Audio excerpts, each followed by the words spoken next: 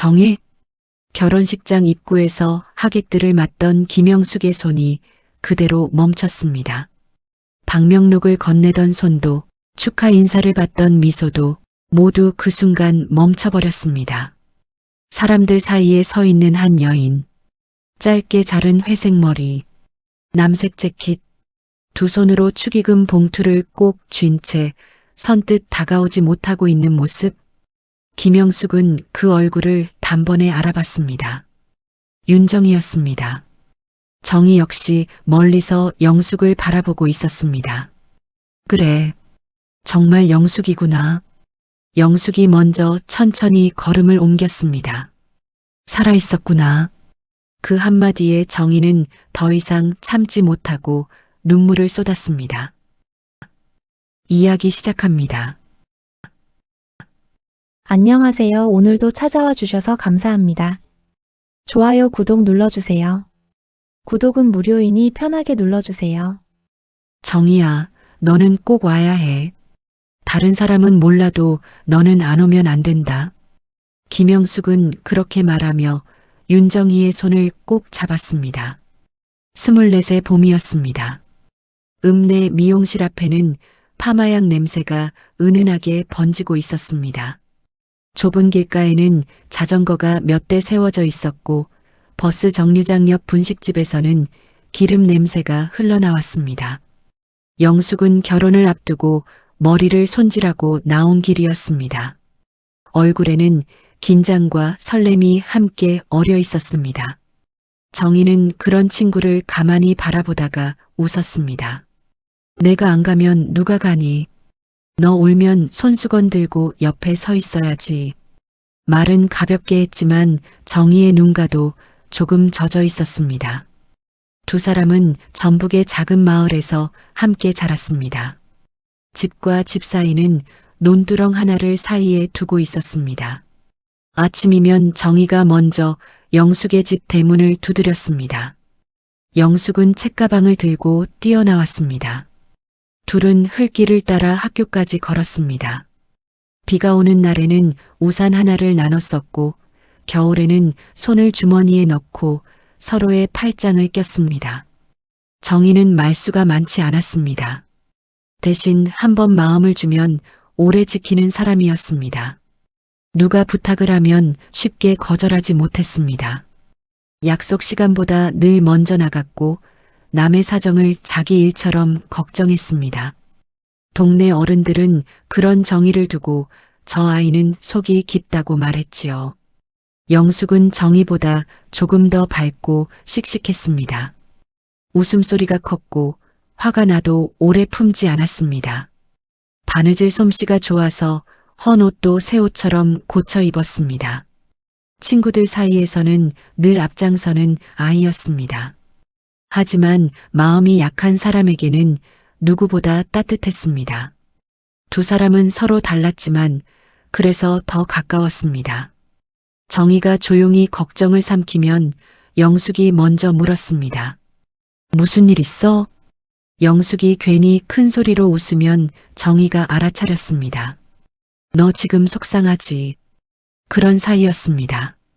고등학교를 졸업한 뒤에도 두 사람의 우정은 쉽게 끊어지지 않았습니다.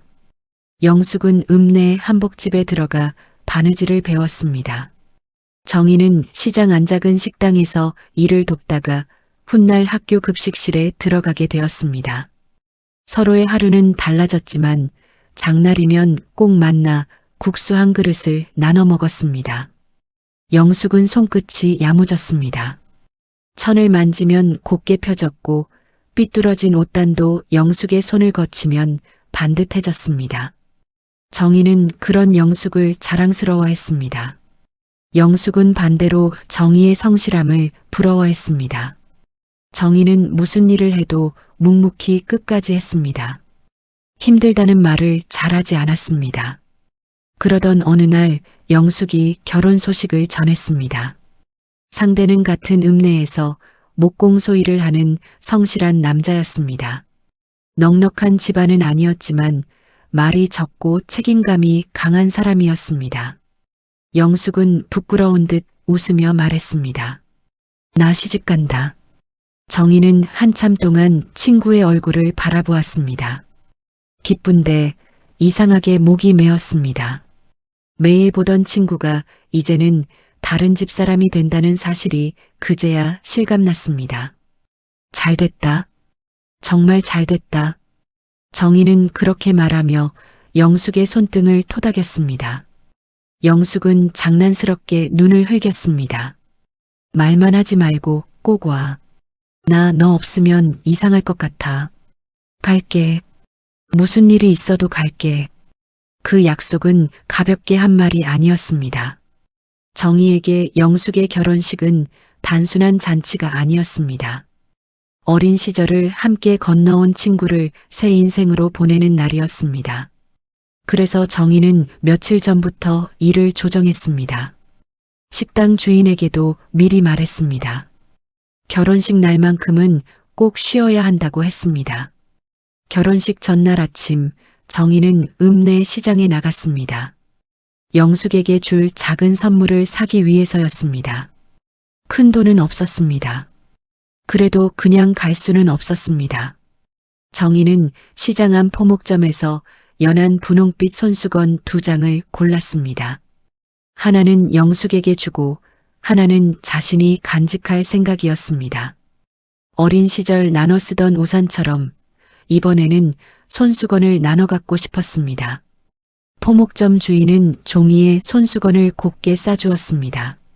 정희는 그것을 가방 깊숙이 넣었습니다. 그리고 버스 정류장으로 향했습니다. 그날 하늘은 흐렸습니다. 오후가 되자 바람이 조금씩 거칠어졌습니다. 정류장에는 장을 보고 돌아가는 사람들이 서 있었습니다. 정희는 가방끈을 손으로 꼭 쥐고 있었습니다. 마음은 이미 내일 결혼식장에 가 있었습니다. 영숙이가 울면 내가 먼저 손수건을 꺼내줘야지. 그 생각에 정희는 혼자 살짝 웃었습니다. 버스가 도착했습니다. 사람들은 밀리듯 올라탔습니다. 정희는 뒷문 가까운 자리에 섰습니다. 창밖으로 젖은 눈길이 지나갔습니다. 버스 안에는 생선 냄새와 흙 묻은 장바구니 냄새가 섞여 있었습니다. 그때였습니다. 앞쪽에서 누군가 소리를 질렀습니다. 조심해요. 버스가 갑자기 크게 흔들렸습니다. 급정거였습니다. 서 있던 사람들이 한꺼번에 앞으로 쏠렸습니다. 정희는 손잡이를 놓쳤습니다. 몸이 옆으로 밀리며 철제 기둥에 세게 부딪혔습니다. 귀가 멍해졌습니다. 가방이 바닥으로 떨어졌습니다. 종이에 싸둔 손수건도 가방 밖으로 삐져나왔습니다. 정희는 숨을 제대로 쉴 수 없었습니다. 아가씨, 괜찮아요? 누군가가 그녀를 흔들었습니다. 정희는 대답하려 했지만 목소리가 나오지 않았습니다. 갈비뼈 쪽이 타는 듯 아팠습니다. 눈앞이 흐려졌습니다. 병원으로 옮겨졌을 때는 이미 해가 지고 있었습니다. 낡은 병실 천장에는 형광등이 희미하게 깜빡였습니다. 정희는 침대에 누운 채 겨우 눈을 떴습니다. 간호사가 다가와 조용히 말했습니다. 많이 놀라셨지요. 당분간 움직이면 안 됩니다. 정희는 마른 입술을 움직였습니다. 내일 결혼식이 있어요. 간호사는 잠시 멈칫했습니다. 친구 결혼식이에요. 꼭 가야 하는데. 정희의 눈에서 눈물이 흘러내렸습니다. 아파서가 아니었습니다. 약속을 지키지 못할 것 같아서였습니다. 혹시 연락 좀 해주실 수 있을까요? 김영숙이라고 내일 결혼하는 친구예요. 간호사는 안타까운 표정으로 고개를 끄덕였습니다. 알아볼게요. 주소나 전화번호가 있나요? 정희는 대답하지 못했습니다. 영숙이 최근 이사하여 새로운 집 전화번호를 외우지 못했습니다. 청첩장도 집에 두고 왔습니다. 머릿속이 하얘졌습니다. 그 밤 정희는 잠들지 못했습니다. 병실 창밖에는 늦은 봄비가 조용히 내리고 있었습니다. 침대 옆 작은 의자에는 사고 때 흙이 묻은 가방이 놓여 있었습니다. 그 안에는 아직도 분홍빛 손수건 2장이 들어 있었습니다. 다음 날 아침, 영숙은 결혼식장 입구에서 계속 바깥을 바라보았습니다. 하객들이 하나둘 들어왔습니다. 동창들도 왔습니다. 먼 친척들도 왔습니다. 그러나 정희는 오지 않았습니다. 정희 아직 안 왔어? 누군가 묻자 영숙은 애써 웃었습니다. 곧 오겠지. 하지만 예식이 시작될 시간이 다가와도 정희의 모습은 보이지 않았습니다. 영숙은 신부 대기실 거울 앞에 앉아 있었습니다. 곱게 화장한 얼굴 위로 불안한 표정이 스쳤습니다. 손에 쥔 손수건 끝이 자꾸만 구겨졌습니다. 문이 열릴 때마다 영숙은 고개를 들었습니다. 그러나 들어오는 사람은 정희가 아니었습니다. 그날 영숙은 결혼했습니다. 많은 사람이 축하해 주었습니다. 사진도 찍었습니다. 웃어야 할 순간마다 웃었습니다. 하지만 마음 한구석은 계속 비어 있었습니다. 그리고 정희는 병원 침대 위에서 같은 시각 천장을 바라보고 있었습니다. 몸은 움직일 수 없었고 마음만 결혼식장 문 앞을 서성이고 있었습니다. 두 사람은 서로를 기다렸습니다. 한 사람은 결혼식장에서, 한 사람은 병원 침대에서. 정희가 병원에서 퇴원한 것은 영숙의 결혼식이 끝나고 열흘이 지난 뒤였습니다. 봄비가 그친 오후였습니다. 병원 현관 앞에는 물기가 마르지 않은 채 남아 있었습니다. 정희는 갈비뼈를 감싼 붕대 위로 낡은 카디건을 여미며 천천히 걸었습니다. 한 걸음 뗄 때마다 옆구리가 찌릿하게 아팠습니다. 하지만 몸보다 더 아픈 것은 마음이었습니다. 가방 안에는 아직도 분홍빛 손수건 2장이 들어 있었습니다. 사고날 시장에서 산 그대로였습니다. 종이는 조금 구겨졌고 한쪽 모서리에는 흙자국이 묻어 있었습니다. 정희는 집에 들르자마자 손수건을 꺼냈습니다. 그리고 한참 동안 바라보았습니다. 영수가 미안해. 작은 방 안에는 대답이 없었습니다. 정희는 다음 날이라도 영숙의 집으로 찾아가려 했습니다. 하지만 마을 어귀에서 소식을 들었습니다. 영숙이 이미 신혼집으로 들어갔다는 말이었습니다. 읍내에서 조금 떨어진 목공소 옆 방이었습니다. 시댁 어른들도 함께 지내는 집이라고 했습니다. 정희는 그 말을 듣고 발걸음을 멈추었습니다. 신혼인데 찾아가도 될까? 문 앞까지 갔다가 돌아서는 자신의 모습이 먼저 떠올랐습니다. 혹시 영숙이 곤란해하면 어쩌나 싶었습니다. 시댁 식구들이 결혼식에도 안 온 친구가 이제 와서 무슨 일이냐고 물으면 어쩌나 싶었습니다.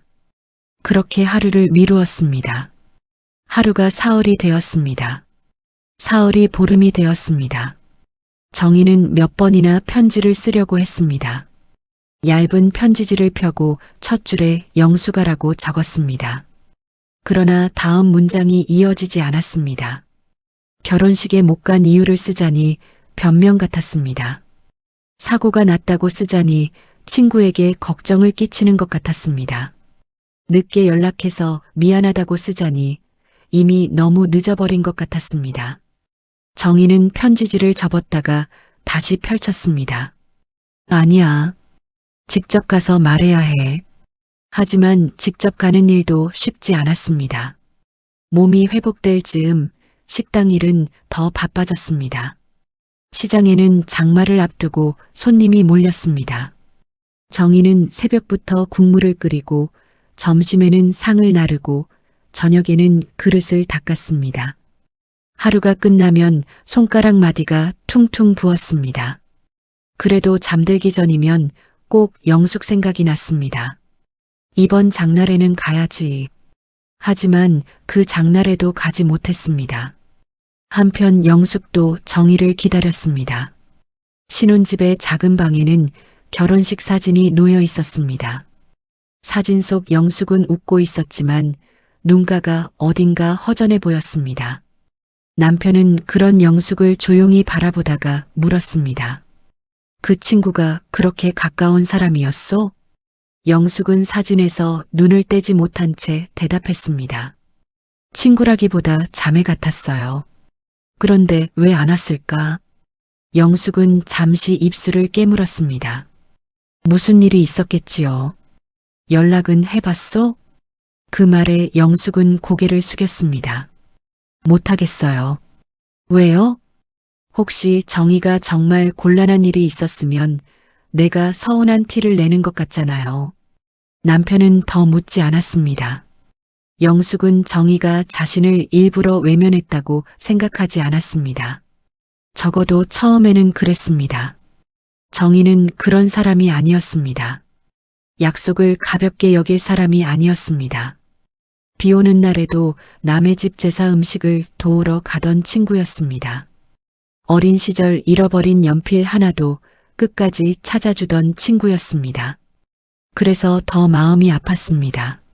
무슨 일이 있었는지 알고 싶었습니다. 그런데 물을 수 없었습니다. 혹시 정희가 자신을 피하고 있는 것이라면 어쩌나 싶었습니다. 결혼한 친구에게 더 이상 예전처럼 기대면 안 된다고 생각했을까봐 두려웠습니다. 자신만 아직도 어린 시절 우정에 매달리는 것 같아 부끄러웠습니다. 며칠 뒤 동창 하나가 신혼집에 찾아왔습니다. 영숙아, 정희 소식 들었어? 영숙은 바느질하던 손을 멈추었습니다. 정희? 왜? 결혼식 전날 버스에서 다쳤다더라. 영숙의 얼굴이 창백해졌습니다. 뭐라고? 나도 어제 들었어. 병원에 며칠 있었다던데. 영숙은 바늘을 내려놓고 자리에서 일어났습니다. 어느 병원인데? 글쎄, 지금은 퇴원했다던데. 영숙은 문 밖으로 나가려다 멈췄습니다. 시어머니가 마루에서 빨래를 개고 있었습니다. 남편은 목공소에 나가 있었습니다. 그녀는 아직 신혼집 생활에 익숙하지 않았습니다. 마음은 이미 정희에게 달려가고 있었지만 몸은 문턱 앞에서 굳었습니다. 동창이 말했습니다. 찾아가 봐. 너희 친했잖아. 영숙은 작은 목소리로 대답했습니다. 가야지. 하지만 그날 가지 못했습니다. 저녁이 되자 시댁 손님들이 왔습니다. 다음 날은 시댁 어른 생신 준비가 있었습니다. 그 다음 날에는 남편의 친척 집에 인사를 가야 했습니다. 그렇게 며칠이 흘렀습니다. 영숙은 밤마다 혼자 마루에 앉았습니다. 마당 한쪽에는 빨래가 조용히 흔들렸습니다. 방 안에서는 남편의 고른 숨소리가 들렸습니다. 영숙은 무릎 위에 손을 올리고 중얼거렸습니다. 정희야, 많이 다쳤니? 그 말은 끝내 정희에게 닿지 않았습니다. 시간은 이상했습니다. 처음에는 하루가 늦었다고 생각했습니다. 그 다음에는 일주일이 늦었다고 생각했습니다. 그러다 어느 순간 한 달이 지났습니다. 정희는 학교 급식실 일을 시작했습니다. 새벽에 일어나 쌀을 씻고 커다란 솥에 국을 끓였습니다. 아이들이 급식실로 몰려오면 정희는 미소를 지으며 국자를 들었습니다. 아이들이 아주머니 더 주세요라고 하면 늘 한 숟가락 더 얹어 주었습니다. 그런 정희의 손길은 따뜻했지만 마음 한구석은 늘 비어 있었습니다. 점심시간이 끝난 뒤 빈 식판을 정리하다가도 영숙의 얼굴이 떠올랐습니다. 오늘은 편지를 써야지. 그러나 집에 돌아오면 몸이 지쳐 있었습니다. 편지지는 서랍 안에서 누렇게 변해갔습니다. 영숙도 바느질 일을 계속했습니다. 시댁 살림을 돕고 남편의 목공소 일도 거들었습니다. 시간이 지나 아이가 태어났습니다. 젖병을 삶고 기저귀를 빨고 밤새 우는 아이를 안고 방 안을 걸었습니다. 정신없는 하루 속에서도 가끔 손이 멈추는 순간이 있었습니다. 그럴 때마다 정희가 생각났습니다. 정희가 이 아이를 보면 얼마나 좋아했을까. 하지만 전화번호는 바뀌었고 주소는 정확히 알 수 없었습니다. 동창들 역시 각자 먹고 사는 일에 바빴습니다. 누군가의 소식은 장날 소문처럼 들려왔다가 금세 사라졌습니다. 몇 년 뒤 동창회가 한 번 열렸습니다. 정희는 갈까 말까 고민했습니다. 혹시 영숙이 올지도 모른다는 생각에 머리를 빗고 옷을 골랐습니다. 그러나 막상 집을 나서려니 발이 떨어지지 않았습니다. 영숙이가 나를 보면 불편해하지 않을까? 정희는 결국 가지 못했습니다. 그날 영숙도 동창회 장소 근처까지 갔습니다. 식당 앞 유리문 너머로 웃고 있는 동창들이 보였습니다. 그녀는 문손잡이를 잡았다가 놓았습니다. 정의가 없으면 어떡하지? 있어도 무슨 말을 해야 하지? 영숙도 돌아섰습니다. 둘은 같은 날, 같은 마음으로 서로를 놓쳤습니다. 그 후로 세월은 빠르게 흘렀습니다. 아이들은 자랐고 부모님은 늙어갔습니다. 남편의 벌이는 넉넉하지 않았고 살림은 늘 빠듯했습니다. 정희도 결혼을 했고 아이를 키웠고 학교 급식실에서 오래 일했습니다. 영숙은 작은 수선집을 열어 한복과 양복을 고쳤습니다. 두 사람은 각자의 삶을 견뎠습니다. 겉으로는 평범했습니다. 명절에는 전을 부쳤고 김장철에는 배추를 절였습니다. 아이들 입학식에는 웃었고 병원 복도에서는 울었습니다. 그렇게 한국의 많은 어머니들처럼 하루하루를 살아냈습니다. 하지만 마음속에는 말하지 못한 이름 하나가 남아 있었습니다. 윤정희, 김영숙. 가끔 동창을 통해 서로의 소식을 들었습니다. 정희는 급식실에서 일한대. 영숙이는 수선집 차렸다더라. 그럴 때마다 둘은 아무렇지 않은 척했습니다. 잘 살고 있구나. 그 말 뒤에는 늘 다른 말이 따라왔습니다. 다행이다. 그리고 또 다른 말도 있었습니다. 그래도 나는 못 찾아가겠다. 정희는 영숙이 자신을 원망할까봐 두려웠습니다. 영숙은 정희가 자신을 피하고 있을까봐 두려웠습니다. 사실 두 사람은 서로를 미워하지 않았습니다. 원망하지도 않았습니다. 다만 너무 미안했고 너무 조심스러웠습니다. 그 미안함이 쌓여 침묵이 되었습니다. 그 침묵이 쌓여 세월이 되었습니다. 어느새 손수건 두 장은 정희의 오래된 서랍 속에서 색이 바랬습니다. 영숙의 결혼식 사진도 낡은 앨범 속에서 희미해졌습니다. 하지만 기억만은 흐려지지 않았습니다. 두 사람은 여전히 같은 날을 떠올렸습니다. 한 사람은 병원 침대 위에서 가지 못했던 결혼식을 생각했습니다. 한 사람은 신부 대기실에서 끝내 오지 않았던 친구를 생각했습니다.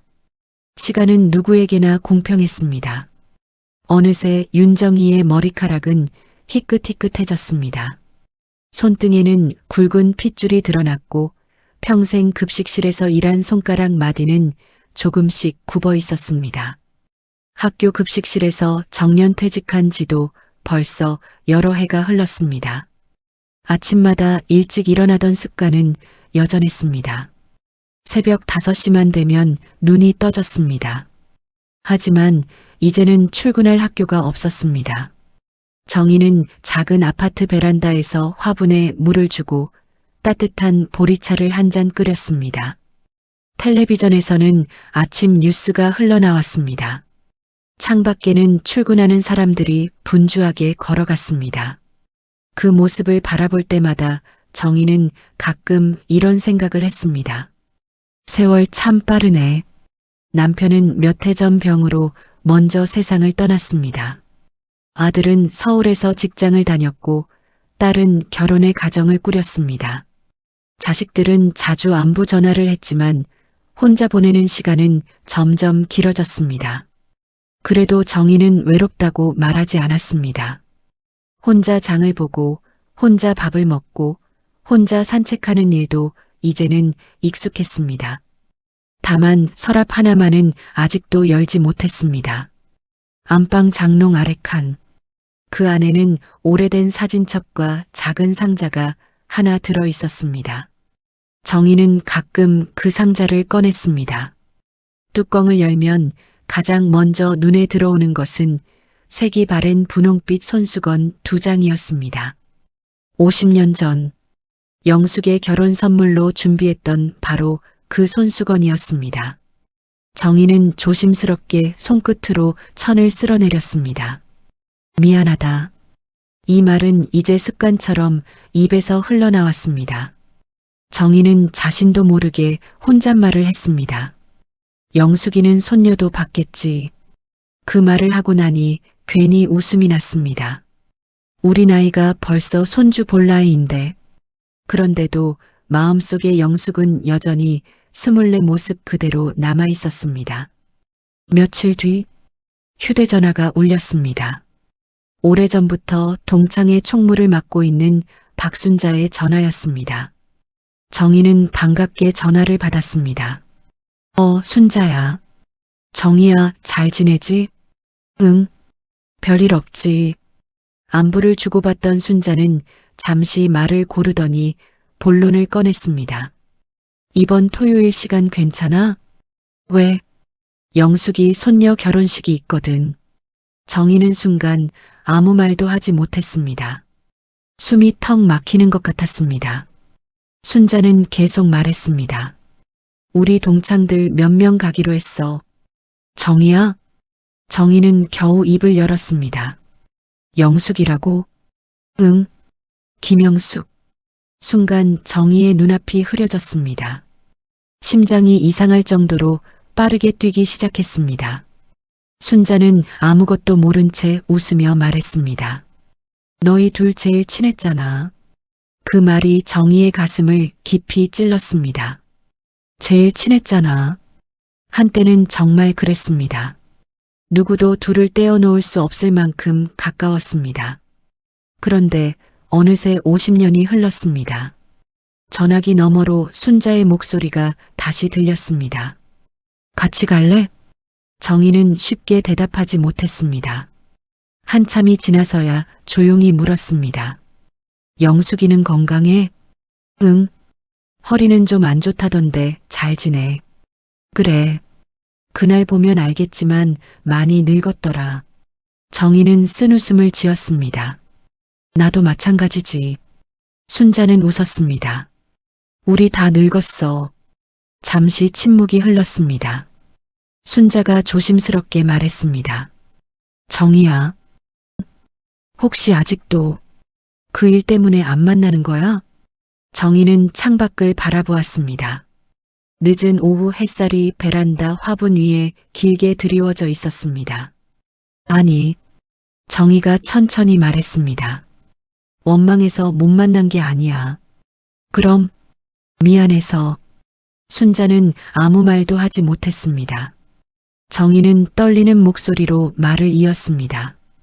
50년이나 지난 지금 나타나면 영숙이가 얼마나 황당하겠니? 영숙이는 그런 사람 아니잖아. 알아. 그럼 와.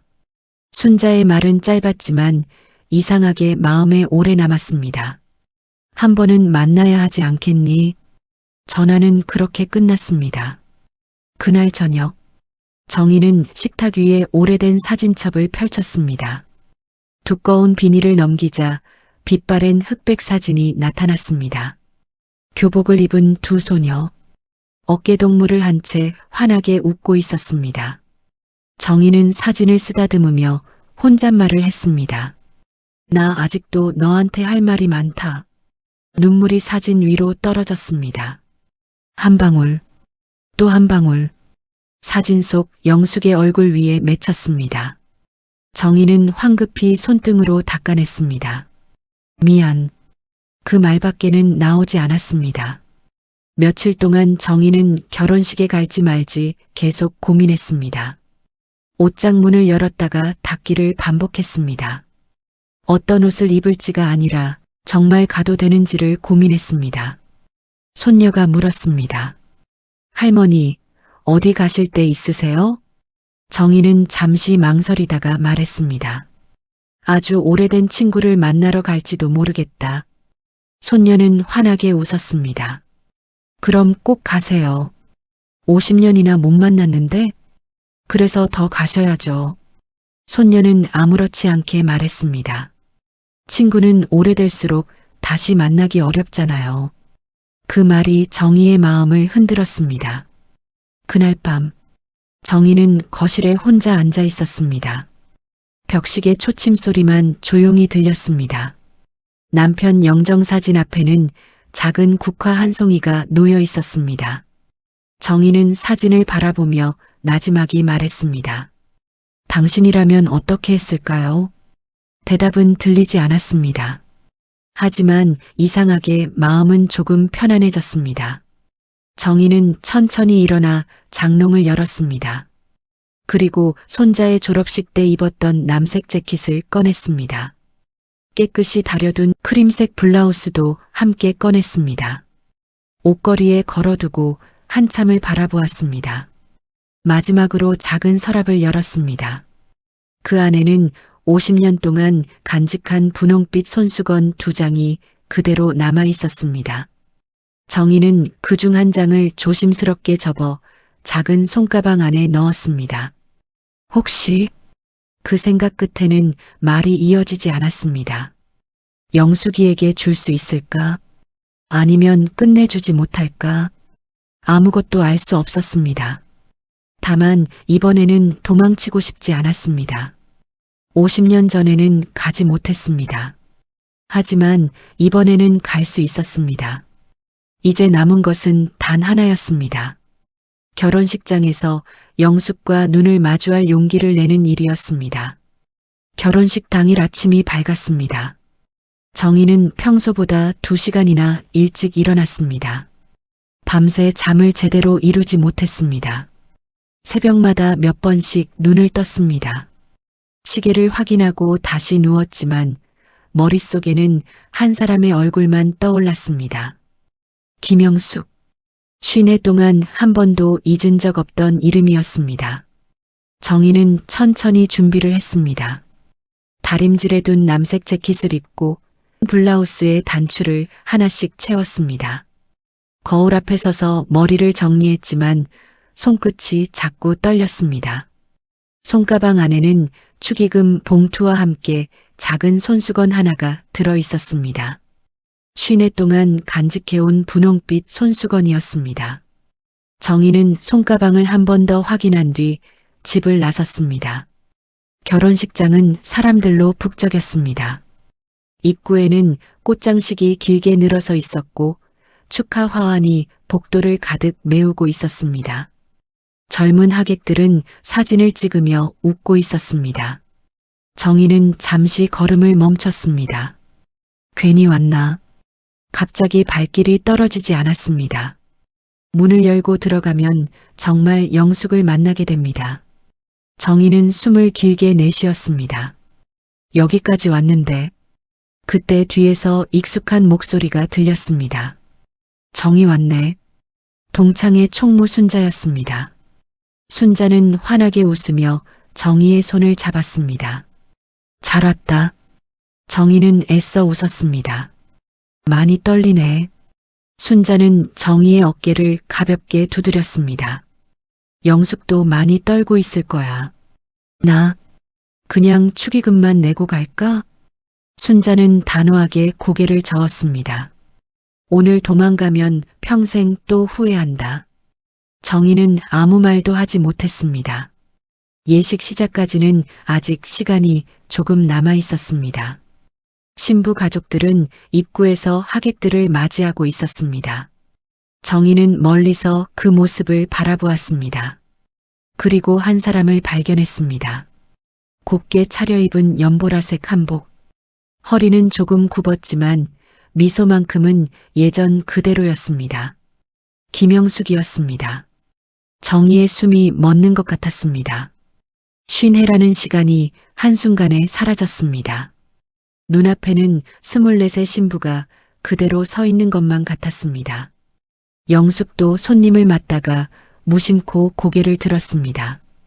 그리고 사람들 사이에 서 있는 정희를 발견했습니다. 손에 들고 있던 방명록이 그대로 멈췄습니다. 웃고 있던 얼굴이 굳어졌습니다.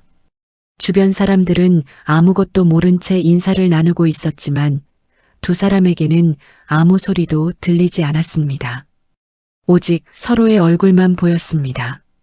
정희는 천천히 고개를 숙였습니다. 미안하다. 입술만 움직였습니다. 그러자 영숙이 먼저 걸음을 옮겼습니다. 천천히, 아주 천천히, 마치 꿈을 확인하듯 다가왔습니다. 정희도 한 걸음 앞으로 나갔습니다. 두 사람 사이의 거리는 몇 걸음 되지 않았습니다.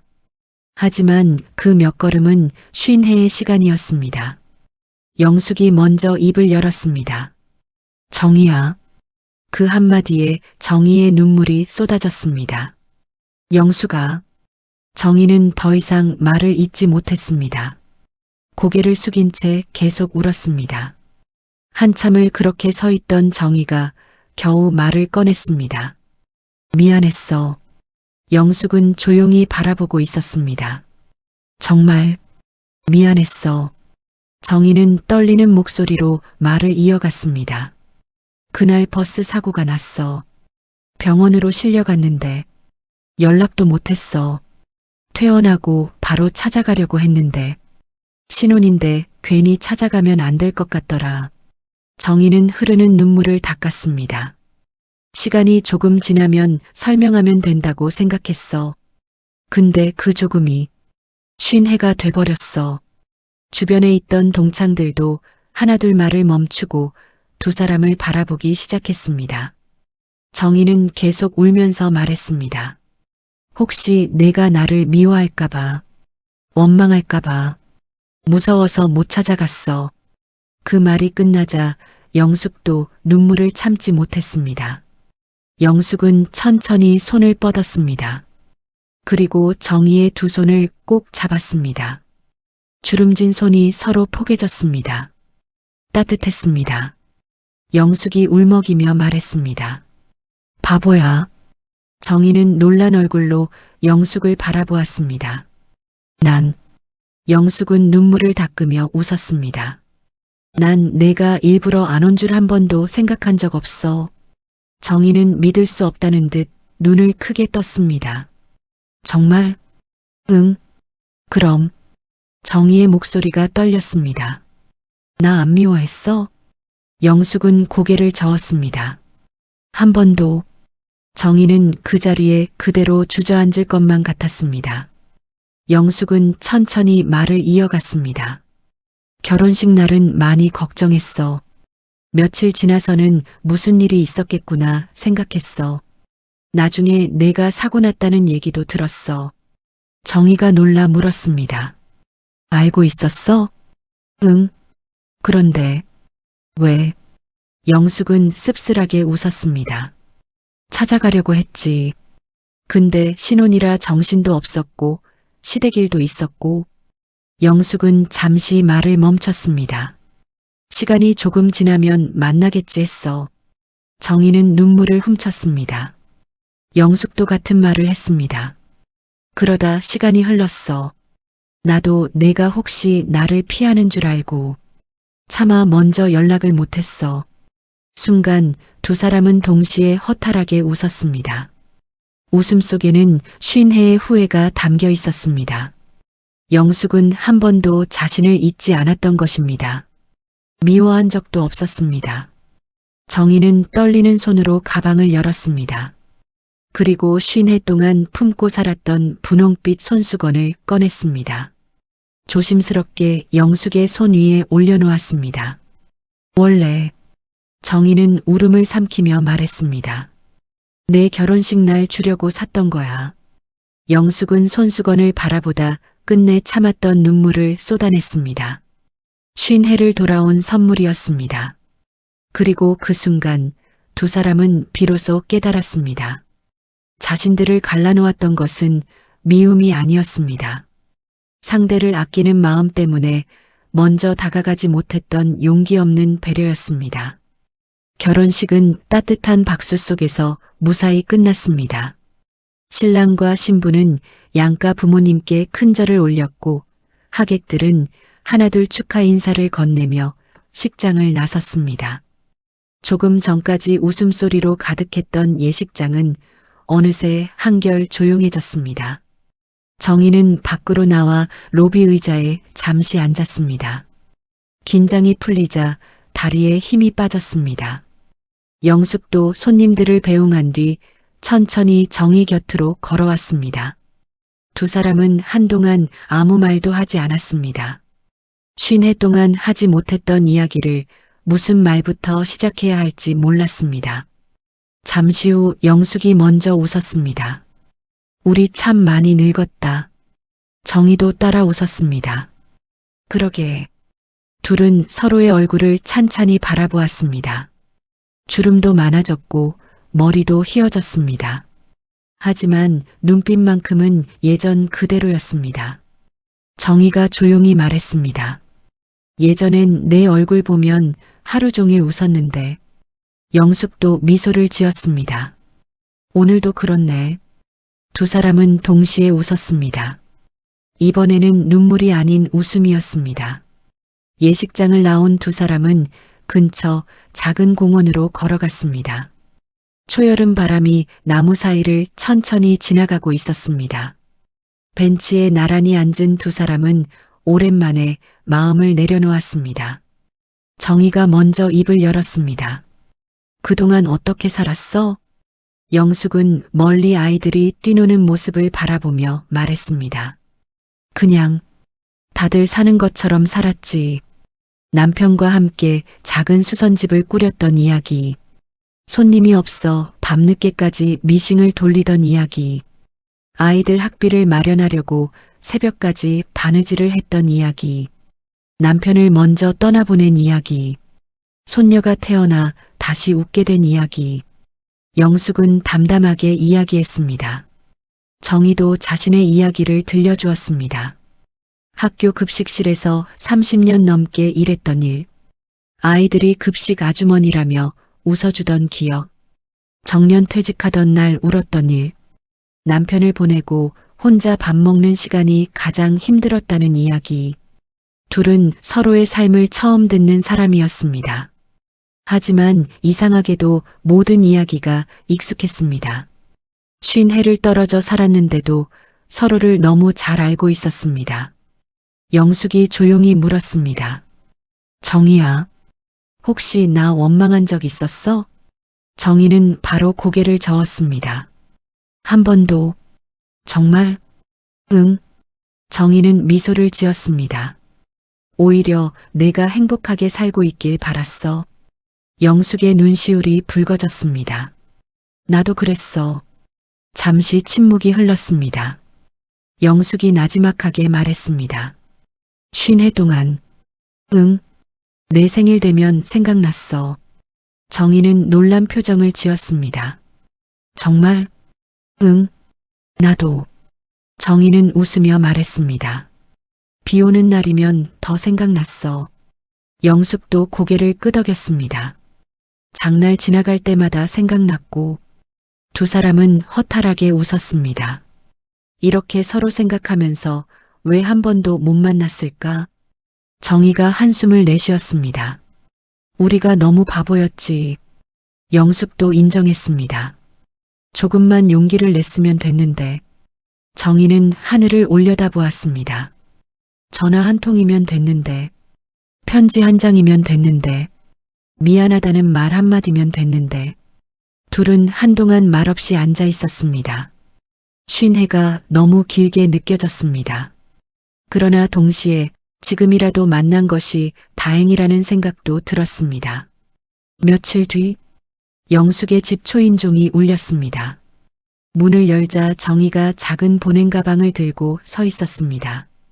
갑자기 웬일이야? 정희가 웃었습니다. 반찬 좀 만들었어. 영숙도 웃었습니다. 들어와. 그날 두 사람은 점심을 함께 먹었습니다.